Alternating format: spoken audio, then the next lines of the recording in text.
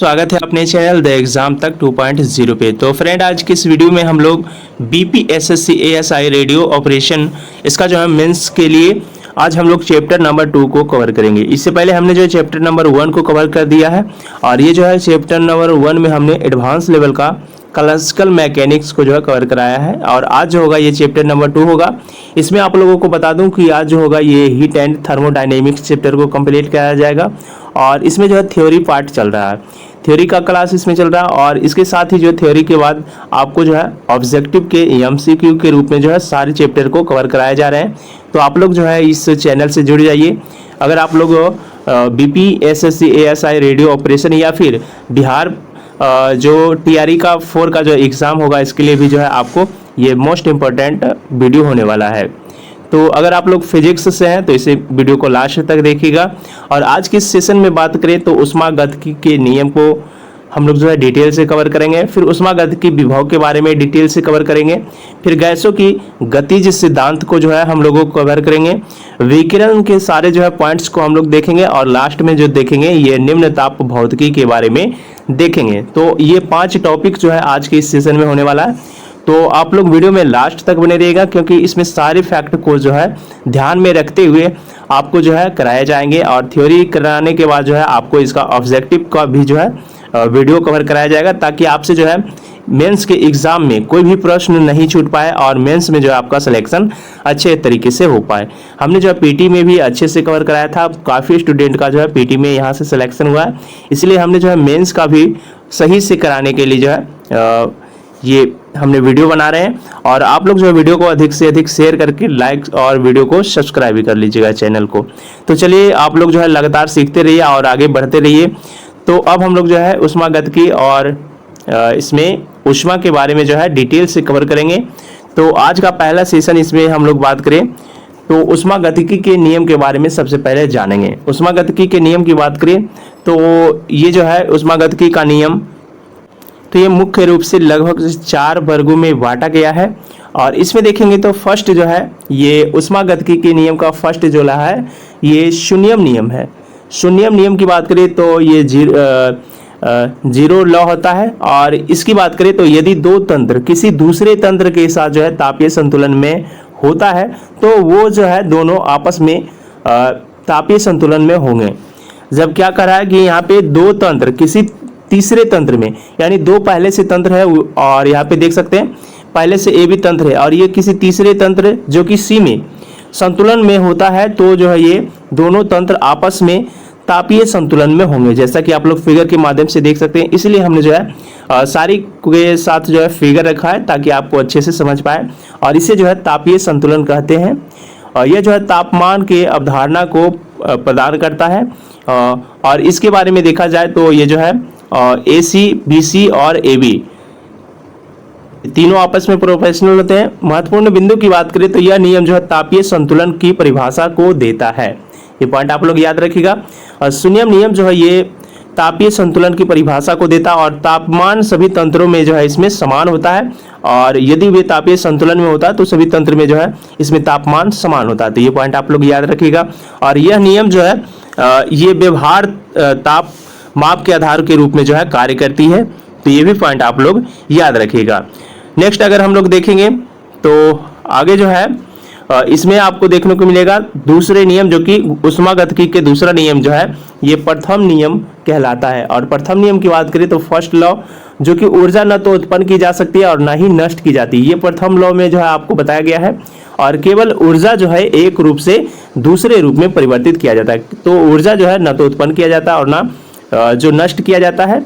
लेकिन ऊर्जा की बात करें तो ऊर्जा जो एक से दूसरे रूप में परिवर्तित किया जा सकता है, जैसा कि आप लोग यहाँ पे देख सकते हैं। इसका समीकरण जो होता है इसके समीकरण की बात करें तो इसका समीकरण होता है delta U equal to Q minus W, ये पॉइंट आप लोग याद रखिएगा। और यहाँ पे Q जो है ये 0 से बड़ा होना चाहिए जो कि ऊष्मा तंत्र में दी गई है और W की बात करें तो W भी जो है ये Q से बड़ा होना चाहिए जो कि कार्य तंत्र द्वारा किया गया है। और U की बात करें तो U भी जो है ये 0 से बड़ा होना चाहिए जो कि यांत्रिक ऊर्जा को बढ़ाती है।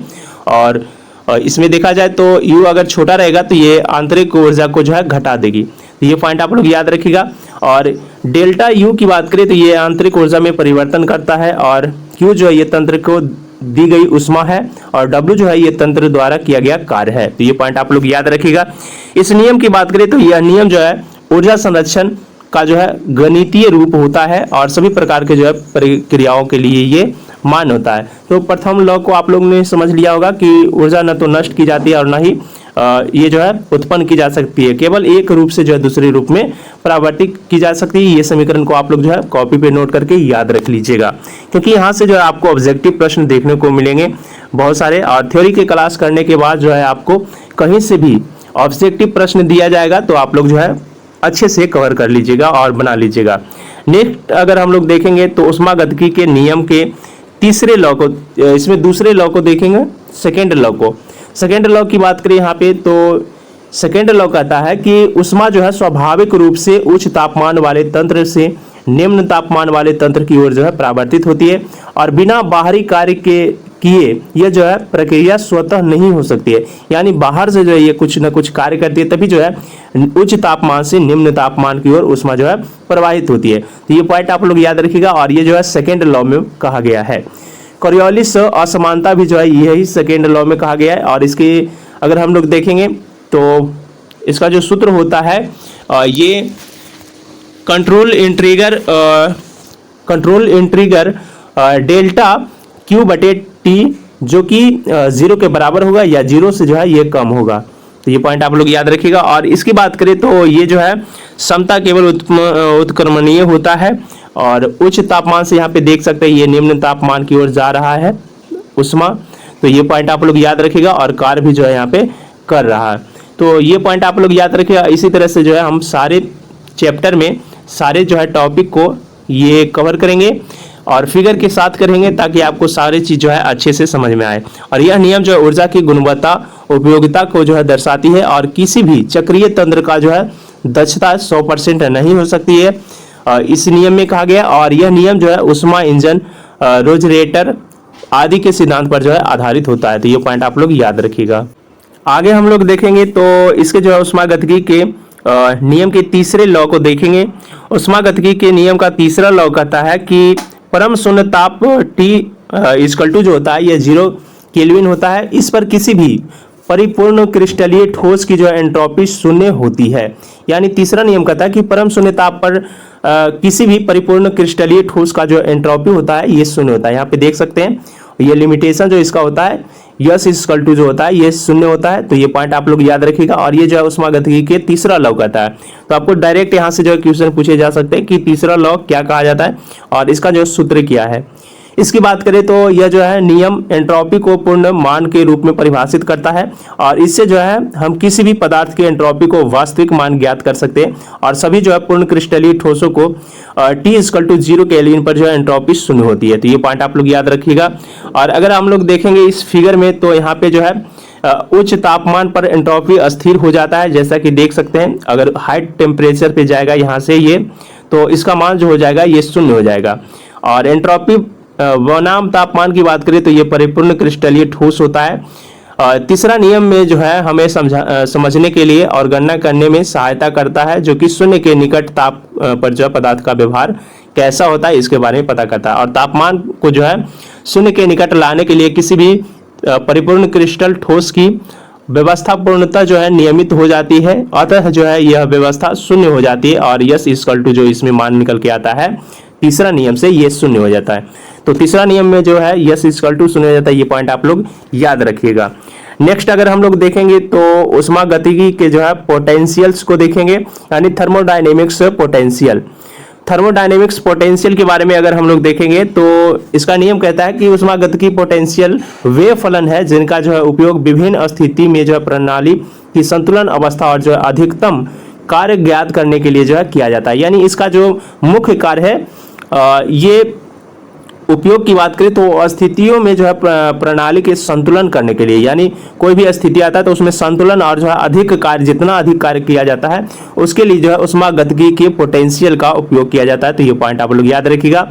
और इसमें देखा जाए मुख्य पोटेंशियल तो यांत्रिक ऊर्जा होता है, यांत्रिक ऊर्जा को U से हम लोग डिनोट करते हैं।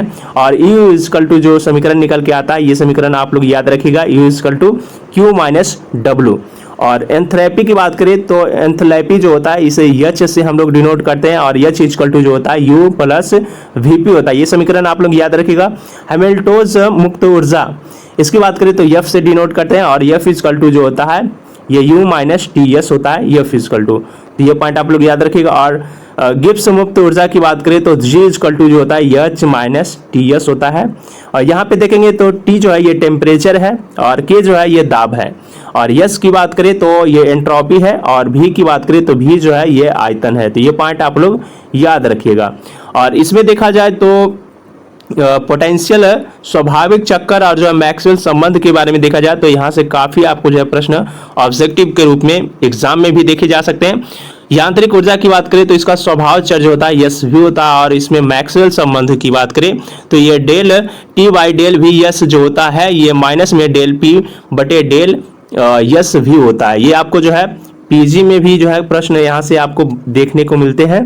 तो इसके बारे में देखा जाए तो ये डायरेक्ट आपको जो है एग्जाम में पूछे जा सकते हैं इस तरह के यांत्रिक ऊर्जा के बारे में। फिर एंथैल्पी की बात करें, एंथैल्पी जो होता है एसपी, इसमें अगर देखा जाए तो डी टी डेल टी बटे del P S equal to जो निकल के आएगा ये डेल वी बटे डेल यस पी निकल के आएगा। ये चारों आप लोग जो है इक्वेशन को समझ लीजिए।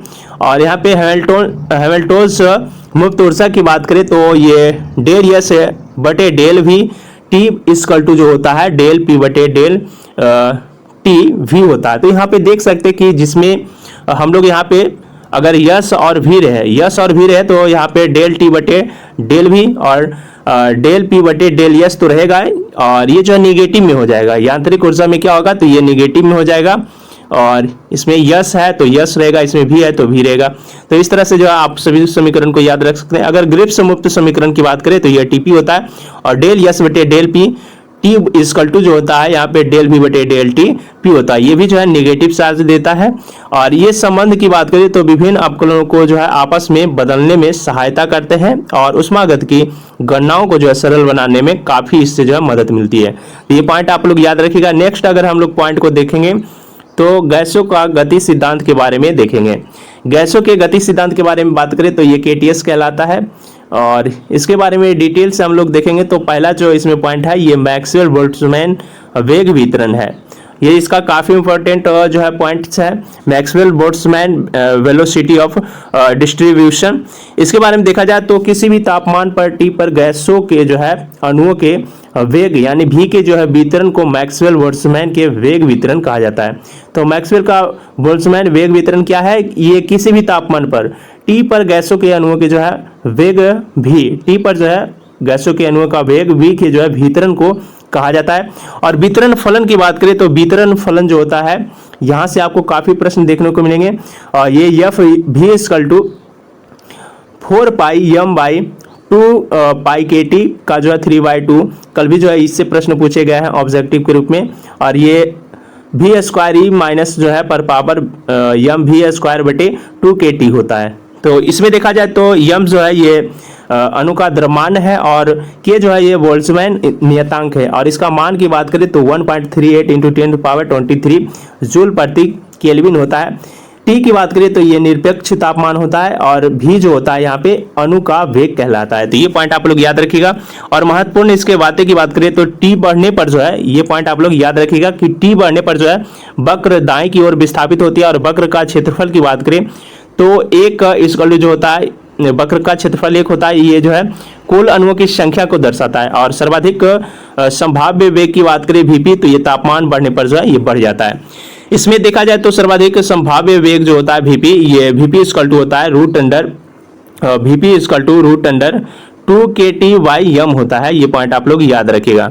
और इसमें देखा जाए तो माध्य वेग जो निकल के आएगा, माध्य वेग यहाँ से देखेंगे तो माध्य वेग जो होगा ये रूट अंडर 8 के टी बटे यम हो जाएगा, पाई यम हो जाएगा, रूट 8 के टी बटे पाई यम। और वर्ग माध्य मूल वेग की बात करें तो ये रूट अंडर 3 के टी बटे यम हो जाता है। यह जो वितरण बताता है कि किसी भी निश्चित ताप पर गैस के अणुओं की जो है कितनी संख्या किसी संख्या के दिए गए वेग जो है सीमा इसके बीच की उपस्थिति कितनी है इसको जो है दर्शाती है। तो ये पॉइंट आप लोग याद रखिएगा। आगे अगर हम लोग देखेंगे तो माध्य मुक्त पथ के बारे में पढ़ेंगे। मीन्स फ्री पथ, मीन्स फ्री पथ के बारे में देखे जाए तो ये किसी भी गैस के अणुओं को जो है दो क्रमागत टक्करों से जो है उसके बीच की औसत दूरी के माध्य मुक्त पथ कहलाते हैं। मुक्त पथ की बात करें तो इसे जो है लेमडा से सूचित किया जाता है और इसमें देखा जाए तो लेमडा इक्वल टू जो होता है 1/√2 पाई डी स्क्वायर एन होता है। यहाँ पे डी की अगर हम लोग बात करें तो डी जो है ये अणु का व्यास है और एन जो है ये अणु की संख्या घनत्व है और इसे प्रति इकाई आयतन में जो है मापा जाता है। इसकी बात करें तो इसका सूत्र दर्शाता है कि अणु का व्यास जो है डी या फिर संख्या घनत्व एन जो है जितना अधिक होगा, इसमें संख्या घनत्व जितना अधिक होगा माध्य मुक्त पथ जो है उतना ही कम होगा और जितना संख्या घनत्व कम होगा उसका जो है माध्य मुक्त पथ जो होगा उतना अधिक होगा। तो ये पॉइंट आप लोग याद रखिएगा। और इसके बारे में देखा जाए तो कम दाब या फिर उच्च तापमान पर अणु अधिक दूरी तक जो बिना टक्कर चले जाते हैं, इसलिए जो लेमडा बढ़ जाते हैं। तो ये पॉइंट आप लोग याद रखिएगा। और लेमडा क्या है, तो लेमडा के बारे में बात करें तो लेमडा जो है ये माध्य मुक्त पथ होता है। तो ये पॉइंट आप लोग याद रखिएगा। आगे अगर हम लोग देखेंगे तो गैसों के गति सिद्धांत के एवं जो इसके परिवहन घटनाएं के बारे में देखेंगे। तो परिवहन घटनाओं में पहला जो पॉइंट्स है ये श्यानता के बारे में पढ़ेंगे। श्यानता की बात करें तो श्यानता किसी भी द्रव की वह प्रवृत्ति जिसमें जो है वह परतों के बीच सापेक्ष गति के विरोध करता है, श्यानता कहलाती है। क्या श्यानता है, तो किसी भी द्रव की वह प्रवृत्ति जिसमें जो है वह परतों के बीच सापेक्ष गति का विरोध करती है। जैसे अगर हम लोग देखेंगे तो चित्र के माध्यम से यहाँ पे देख सकते हैं ये जो है आपस में विरोध कर रही है। इसी को जो है यहाँ पे देखा जाए तो ए जो है ये एरिया से डिनोट किया जाता है और ए को एरिया से डिनोट करेंगे। तो ये किसी भी द्रव में वह प्रवृत्ति जिसमें जो परतों के बीच सापेक्ष गति का विरोध कर रही है। तो इस तरह से देखा जाए और इसमें जो हम लोग बात करें तो इसे जो है इसको हम लोग ईटा से जो है इसे हम लोग डिनोट करेंगे और ईटा इक्वल टू जो होता है एफ बाई ए बटे डी वी बटे डी टी डी वाई होता है। और यहाँ पे हम लोग देखेंगे तो एफ जो है ये स्पर्शी बल है और ए जो है क्षेत्रफल है।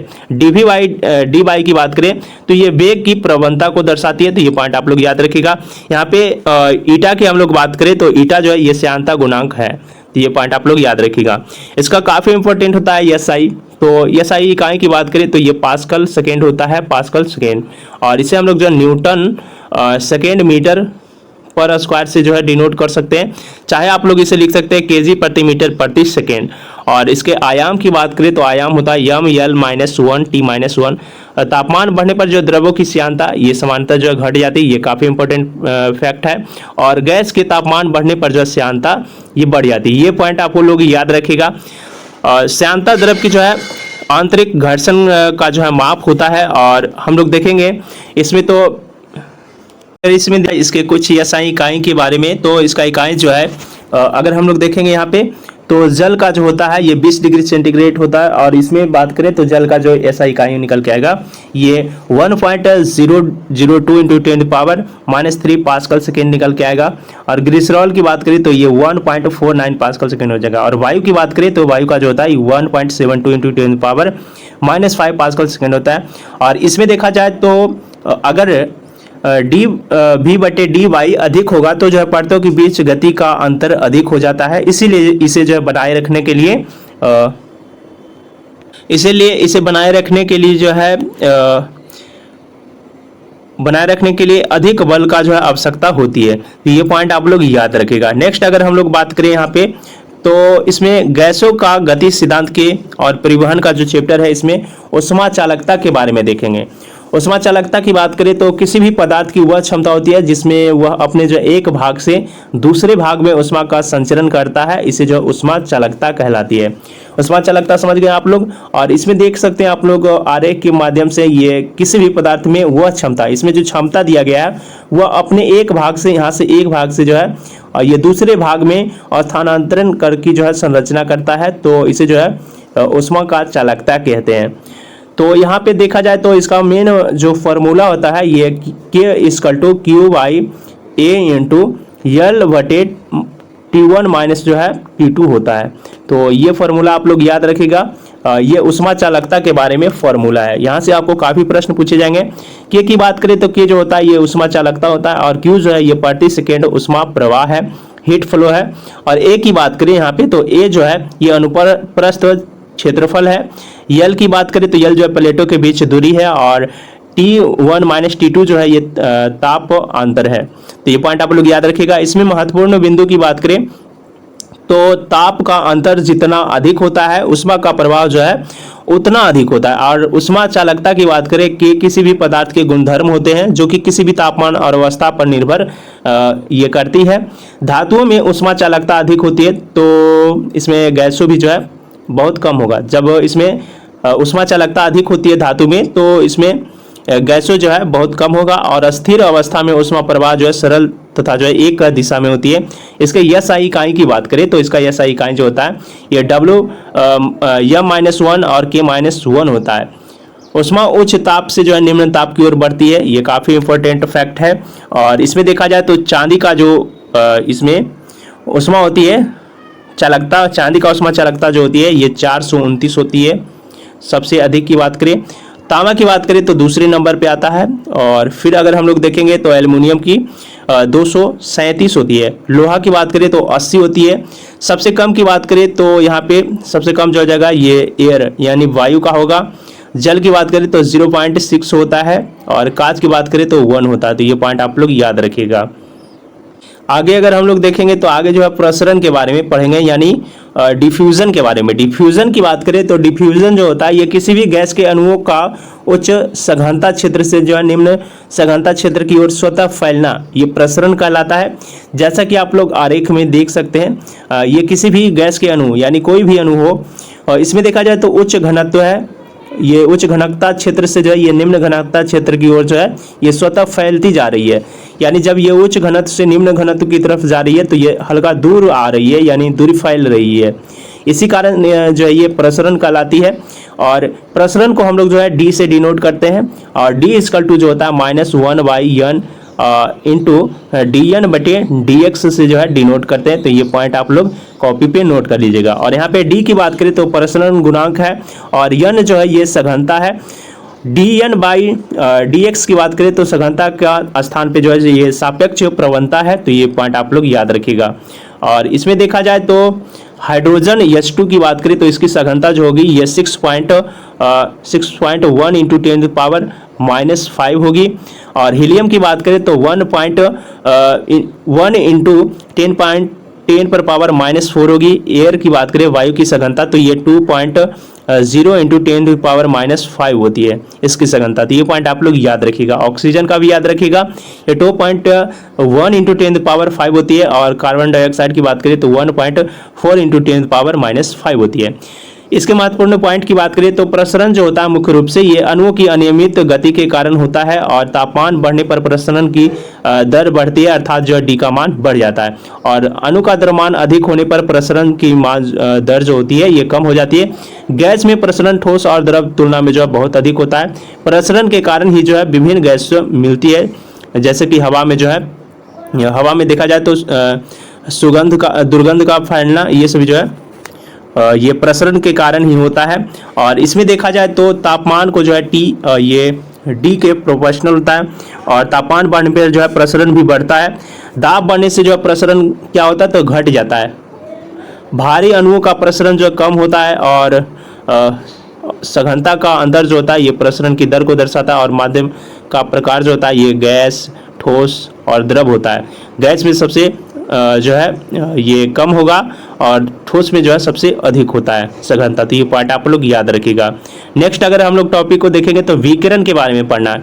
और विकिरण की टॉपिक की बात करें तो इसमें जो है विकिरण के नियम के बारे में पढ़ेंगे, फिर ब्लैक बॉडी विकिरण के बारे में, स्टीफन बोल्ट्जमैन के बारे में, फिर बीन का विस्थापन नियम के बारे में पढ़ेंगे, उसके बाद रेले जीन्स नियम को पढ़ेंगे, फिर लास्ट में जो है प्लांक का विकिरण नियम को पढ़ेंगे। तो आप लोग जो वीडियो को अधिक से अधिक शेयर करते चलिए, काफ़ी इंपॉर्टेंट जो है आज का क्लास है। और इसमें अगर हम लोग देखेंगे तो सबसे पहले ब्लैक बॉडी विकिरण के बारे में पढ़ेंगे। ब्लैक बॉडी विकिरण है क्या, इसके बारे में देखा जाए तो यह वह पिंड है जो कि सभी आपतित विद्युत चुंबकीय विकिरण को पूर्णतः जो अवशोषित कर लेता है और स्वयं केवल जो है ताप के कारण विकिरण उत्सर्जित करता है, इसे ही जो है ब्लैक बॉडी विकिरण कहते हैं। तो ये पॉइंट आप लोग याद रखिएगा। और इसमें देखा जाए तो यह जो है सभी तरंगों के आपतित ऊर्जा को जो है पूर्णतः अवशोषित कर लेता है और यह एक जो है आदर्श पिंड है जो कि प्रयोग के रूप में इसका जो है नहीं मिलता, प्रयोग के रूप में कार्य इसका नहीं मिलता है। इसका रंग जो होता है ये काला नहीं होता है, केवल जो इसका व्यवहार ब्लैक जैसा होता है। जैसा कि ब्लैक बॉडी दिया गया तो लगता होगा कि इसका रंग भी जो है काला होता है, लेकिन काला ये नहीं होता है, इसका जो व्यवहार ये ब्लैक जैसा होता है और ये जो है केवल अपने ताप पर निर्भर विकिरण उत्सर्जित करते हैं। तो ये पॉइंट आप लोग याद रखिएगा। और ब्लैक बॉडी विकिरण की तीव्रता की बात करें तो ब्लैक बॉडी विकिरण का तीव्रता जो होता है यहाँ पे इसको देखेंगे तो ये किसी भी ताप पर टी पर जो है ब्लैक द्वारा प्रति इकाई क्षेत्रफल समय प्रति इकाई आवृत्ति अंतराल से जो है इसमें उत्सर्जित ऊर्जा डी होती है। और इसमें देखा जाए तो यू भी टी डी भी बराबर जो होता है ये डी ई बटे डी ए डी टी और डी भी होता है। तो ये पॉइंट आप लोग इक्वेशन को याद रखिएगा क्योंकि यहाँ से जो है आपको काफ़ी ऑब्जेक्टिव प्रश्न देखने को मिलेंगे।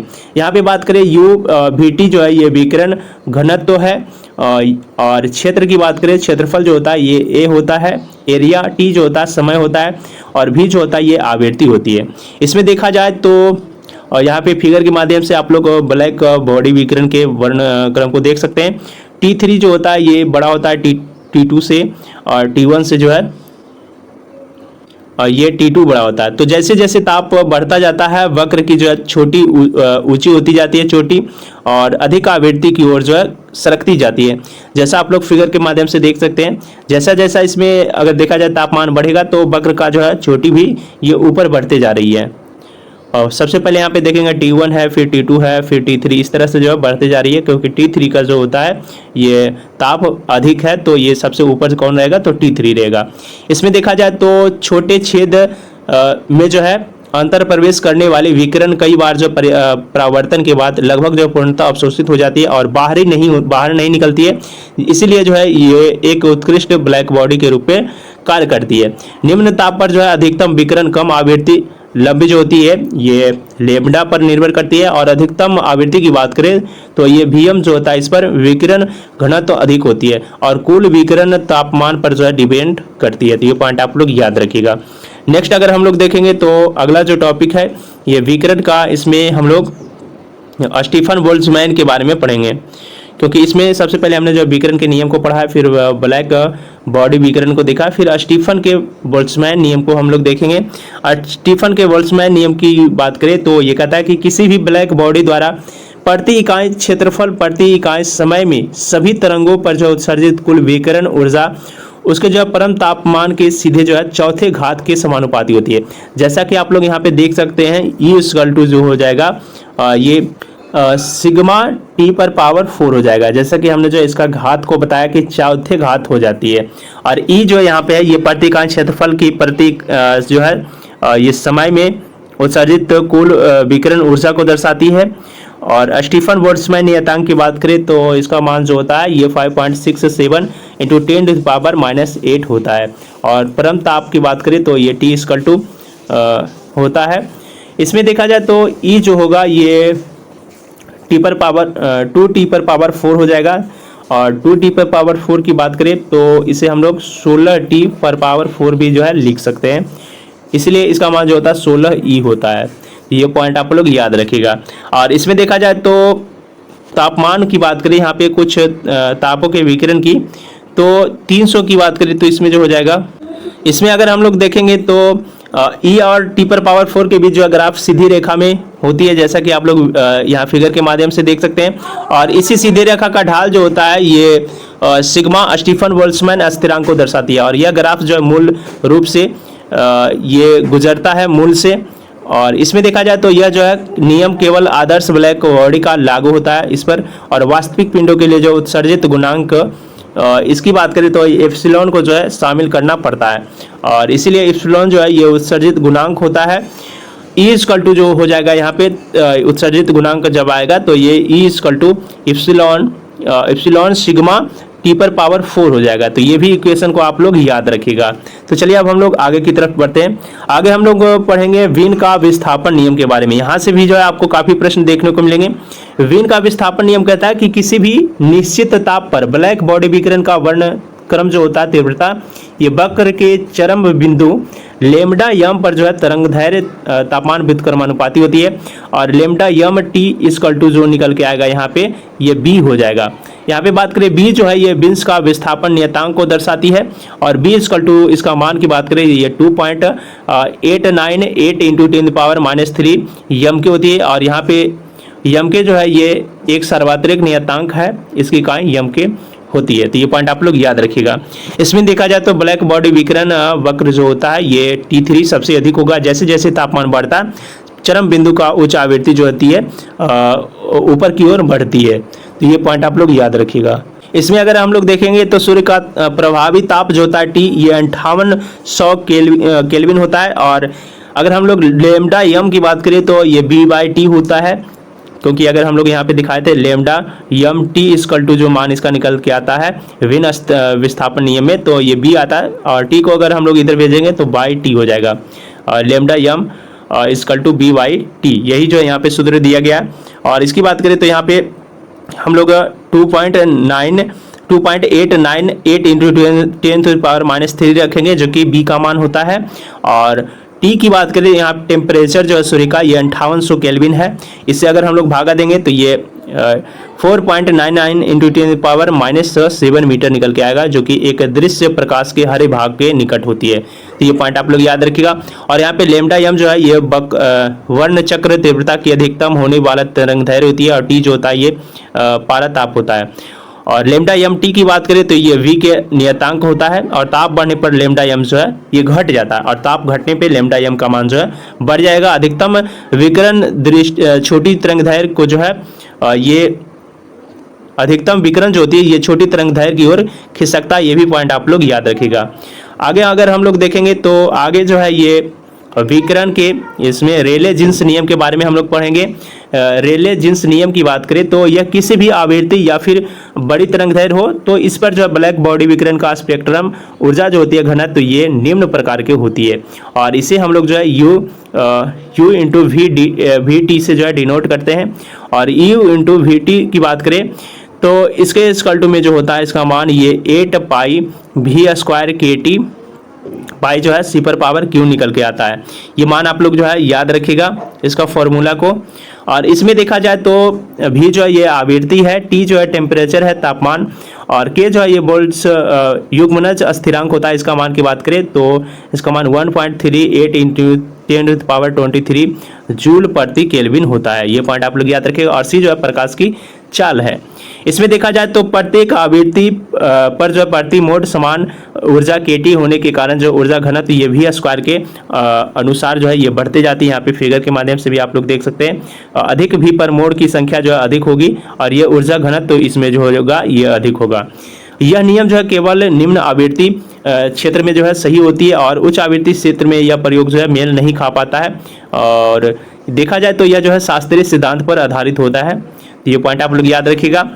इसमें देखा जाए तो यदि ब्लैक बॉडी दीवारें जो है गुणित दोलन की तरह जो ऊर्जा उत्सर्जित करे तो प्रत्येक आवृत्ति पर जो है प्रति मोड औसत ऊर्जा ये E= जो निकल के आएगा E बराबर ये KT निकल के आएगा। तो ये पॉइंट आप लोग याद रखिएगा। और उपलब्ध मोड की संख्या की बात करें तो ये V² dV होता है। और इसलिए जो है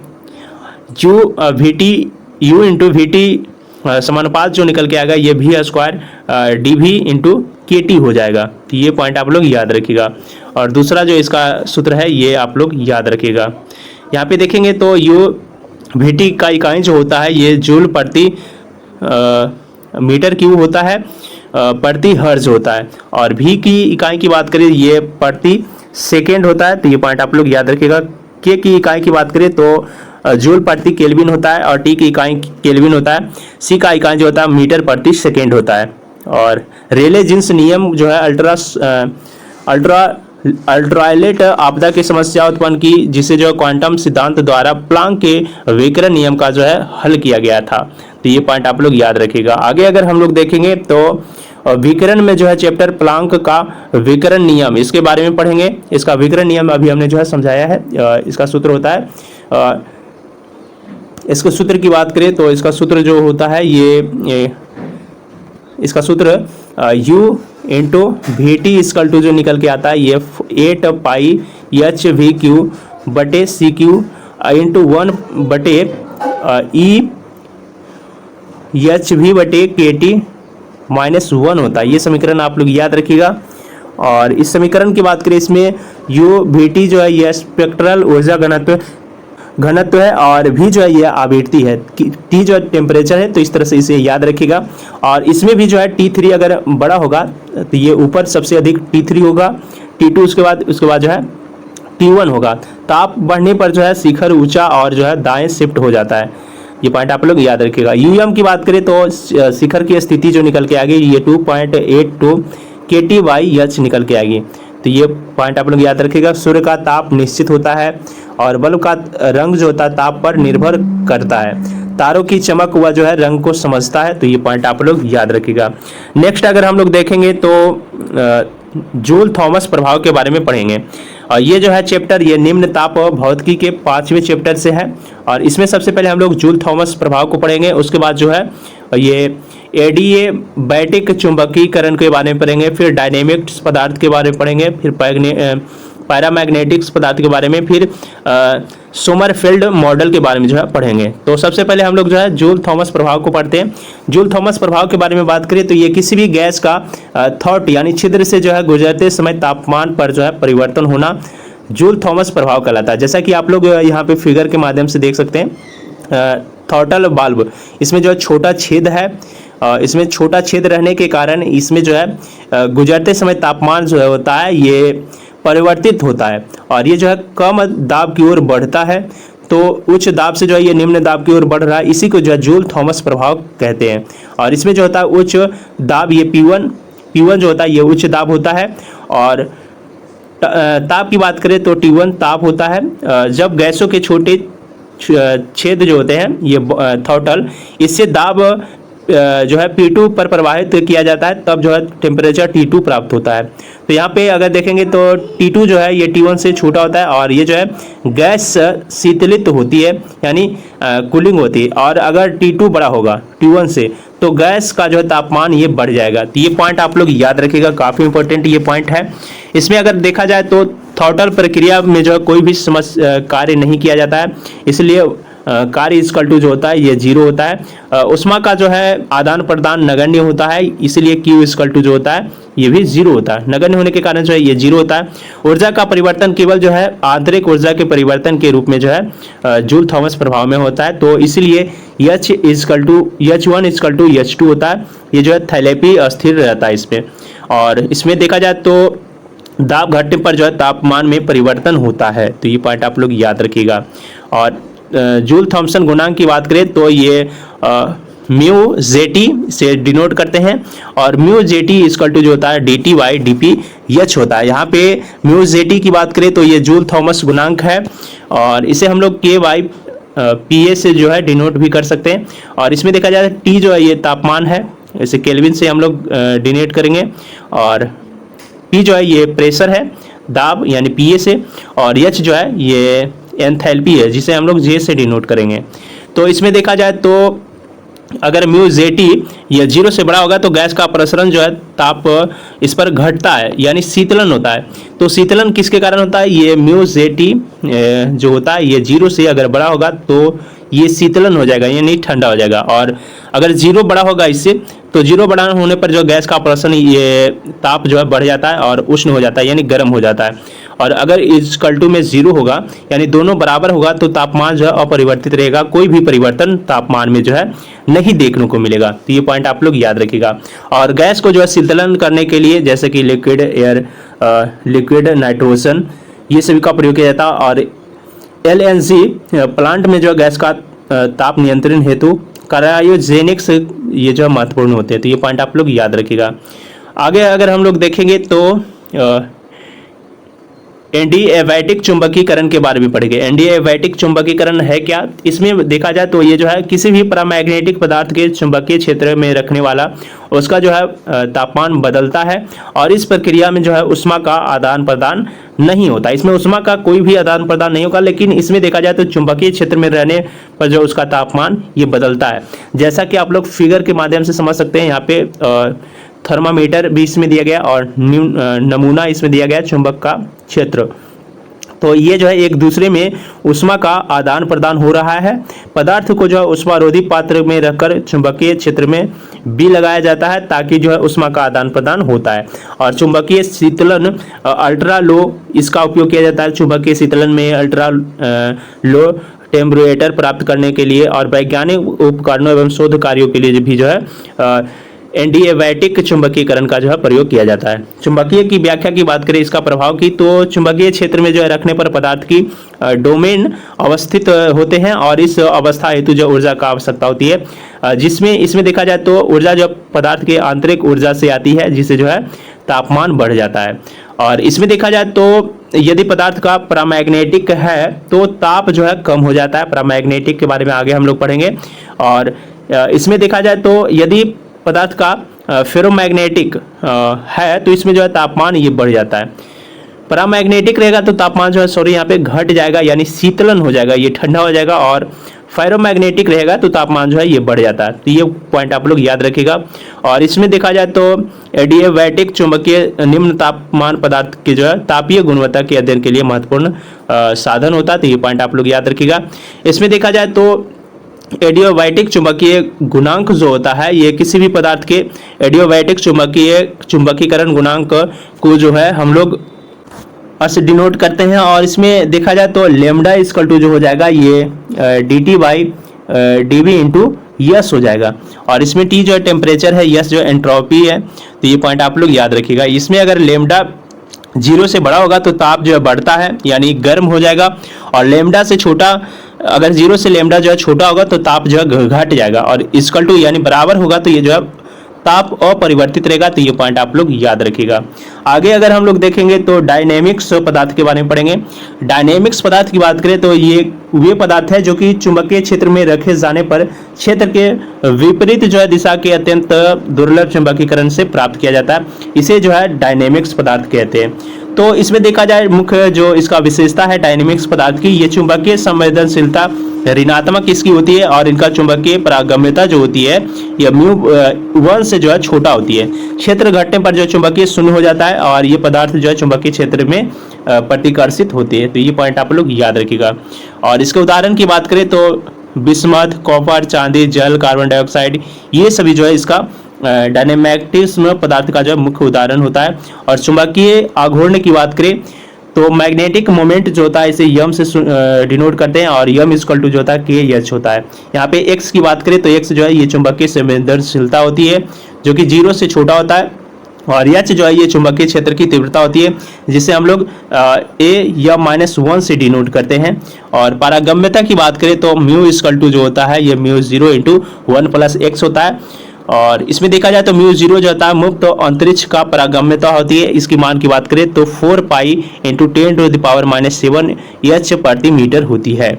और इसमें देखा जाए ऊर्जा घनत्व के बारे में तो ऊर्जा घनत्व को हम लोग U से डिनोट करते हैं और U इक्वल टू होता है 1/2 μh²। जैसा कि हम लोग जो है गतिज ऊर्जा के बारे में पढ़ेंगे हाफ mv², उसी से जो है ये फॉर्मूला बना है। ये पॉइंट आप लोग याद रखिएगा। डायनेमिक्टिज्म पदार्थ की बात करें तो इसके लिए जो होता है एक्स ऋणात्मक होता है और तापमान बढ़ने पर जो है ये कम हो जाता है या शून्य की ओर जो है विस्थापित होता है। नेक्स्ट अगर हम लोग देखेंगे तो पैरामैग्नेटिज्म पदार्थ के बारे में देखेंगे।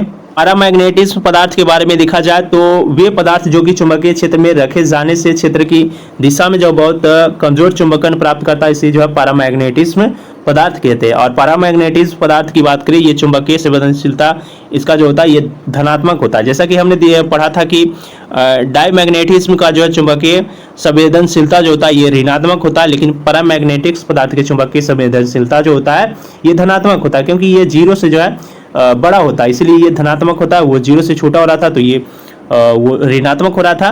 कौन, तो डायमैग्नेटिज्म। और इनका चुंबकीय पारगम्यता की बात करें तो म्यू जो होता है ये म्यू 0 से बड़ा होता है। क्षेत्र घटने पर जो चुंबकीय चुंबकन इसमें शून्य हो जाता है और कोई भी अपशिष्ट चुंबकन नहीं होता। ये पदार्थ चुंबकीय क्षेत्र से जो है आकर्षित होते हैं। जैसा कि उदाहरण में हम लोग देखेंगे तो उसमें था विस्मत, इसमें जो है aluminium, platinum, oxygen, sodium, magnesium, tungsten, ये सभी जो है ये पैरामैग्नेटिज्म पदार्थ के उदाहरण है। तो ये पॉइंट आप लोग याद रखिएगा। इसमें देखा जाए तो नमूने का जो चुंबकीय क्षेत्र में रखने पर वह क्षेत्र की दिशा में जो है थोड़ा सा खींचा जाता है। और इसकी बात करें तो इसका जो है प्रकृति इस तरह की होती है, जहाँ पे हम लोग देखेंगे कि चुंबकीय आघूर्णन की दिशाएं जो होती है अदृश्य होती है और परिणाम जो होता है यम इक्वल टू 0 होता है।